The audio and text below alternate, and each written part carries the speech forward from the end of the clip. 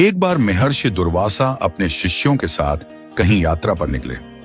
चलते चलते वे एक घने जंगल में पहुंचे और वहीं कुछ समय विश्राम करने लगे। संयोग देखिए, उसी जंगल के पास द्वारका नगरी थी, जहां भगवान श्री कृष्ण निवास करते थे। महर्षि दुर्वासा ने अपनी आंखें बंद की और धीमे स्वर में बोले, जाओ कृष्ण को बुला लाओ। शिष्य ने द्वारका जाकर संदेश पहुंचाया, भगवान आपके गुरु दुर्वासा महर्षि आपको बुला रहे हैं। बस इतना सुनना था। श्री कृष्ण के पांव जैसे जमीन पर न रहे। वे तीव्र गति से चलने लगे। सांसें तेज थीं, पर हृदय में आनंद था।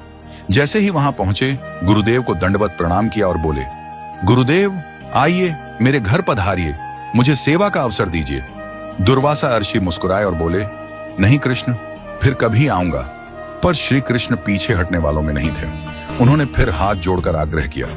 आखिरकार दुर्वासा ऋषि बोले, ठीक है कृष्ण, हम चलेंगे, लेकिन एक शर्त है, हम जिस रथ पर बैठेंगे उसे घोड़े नहीं खींचेंगे। एक ओर से तुम और दूसरी ओर से तुम्हारी पटरानी रुक्मिणी रथ खींचेगी। श्री कृष्ण ने एक पल भी न गंवाया। सीधे रुक्मिणी के पास पहुंचे और बोले, आज तुम्हारी सबसे बड़ी सेवा चाहिए, मेरे गुरु की आज्ञा है। रुक्मिणी ने बिना एक प्रश्न पूछे सिर हिला दिया। तुम हो, वहां सेवा ही धर्म है। दोनों जंगल में गुरुदेव के पास आए। गुरु के चरणों में झुके और रथ तैयार हुआ। जब दुर्वासा महर्षि रथ पर बैठे, उन्होंने अपने सभी शिष्यों को भी रथ पर बैठने का आदेश दिया। अब भार और बढ़ गया था, लेकिन श्री कृष्ण की आंखों में कोई भय नहीं था, क्योंकि वे जानते थे गुरु केवल बोझ नहीं देते, वे श्रद्धा की अग्नि में शिष्य को तपाते हैं। और फिर श्री कृष्ण और रुक्मिणी ने रथ खींचना शुरू किया। घना जंगल, ऊबड़ खाबड़ रास्ते, पर उनकी आंखों में बस एक ही प्रकाश था, गुरु की आज्ञा और उसमें छिपा आशीर्वाद। जब गुरु दुर्वासा द्वारका पहुंचे, तो श्री कृष्ण ने उन्हें राज सिंहासन पर विराजित किया। गुरु का पूरा सम्मान और आदर किया।